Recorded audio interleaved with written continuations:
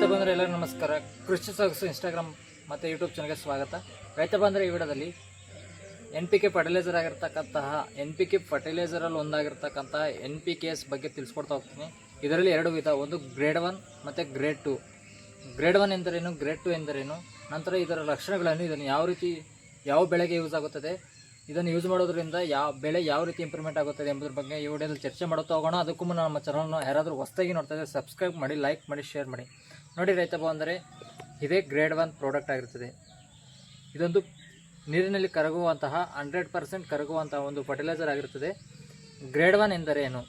Grade 1 ಎಂದರೆ ಇದು ಸಸ್ಯದ ಬೆಳವಣಿಗೆ ಮತ್ತು ಹೂವು ಕಟ್ಟುವಂತೆ ಮಾಡುವಂತಹ ಒಂದು ಫರ್ಟಿಲೈಸರ್ ಆಗಿರುತ್ತದೆ.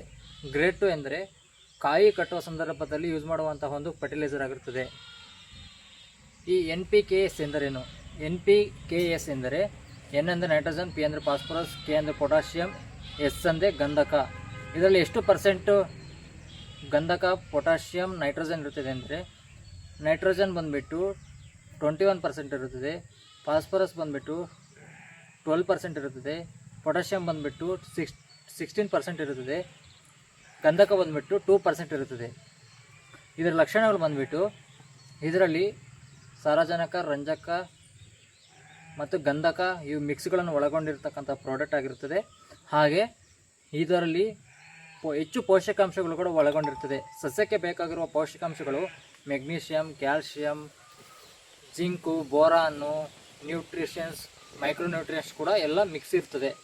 ಇದರಿಂದ ಏನು ಉಪಯೋಗವಿದೆ ಅಂದರೆ ಸಸ್ಯದ ಎಲೆ, ಬೇರು ಮತ್ತು ಹೂವು ಚೆನ್ನಾಗಿ ಬರುವಂತೆ ಮಾಡುವಂತಹ ಒಂದು ಗ್ರೇಡ್ 1 ಪ್ರಾಡಕ್ಟ್ ಆಗಿರ್ತದೆ. ಇದನ್ನು ಯೂಸ್ ಮಾಡುವುದರಿಂದ ಸಸ್ಯದಲ್ಲಿ ಬೆಳವಣಿಗೆ, ಚೇತರಿಕೆ ಚೆನ್ನಾಗಿ ಕಂಡುಬರುತ್ತದೆ. ನಂತರ ಇದರಲ್ಲಿ ನಮ್ಮ ಭೂಮಿಯಲ್ಲಿ ಇರತಕ್ಕಂತಹ ಪೋಷಕಾಂಶಗಳನ್ನು ಬೇಗನೆ ಗಿಡ ತೆಗೆದುಕೊಳ್ಳುವಂತೆ ಮಾಡುವಂತಹ ಒಂದು ಪ್ರಾಡಕ್ಟ್ ಆಗಿರ್ತದೆ. ಇದೊಂದು ಫರ್ಟಿಲೈಸರ್ ಆಗಿರ್ತದೆ. ಇದನ್ನು ಎಕರೆಗೆ 4 ರಿಂದ 5 kg ಅಂತೆ ಡ್ರಿಪ್ನಲ್ಲಿ ಕೊಡಬೇಕಾಗಿರ್ತದೆ.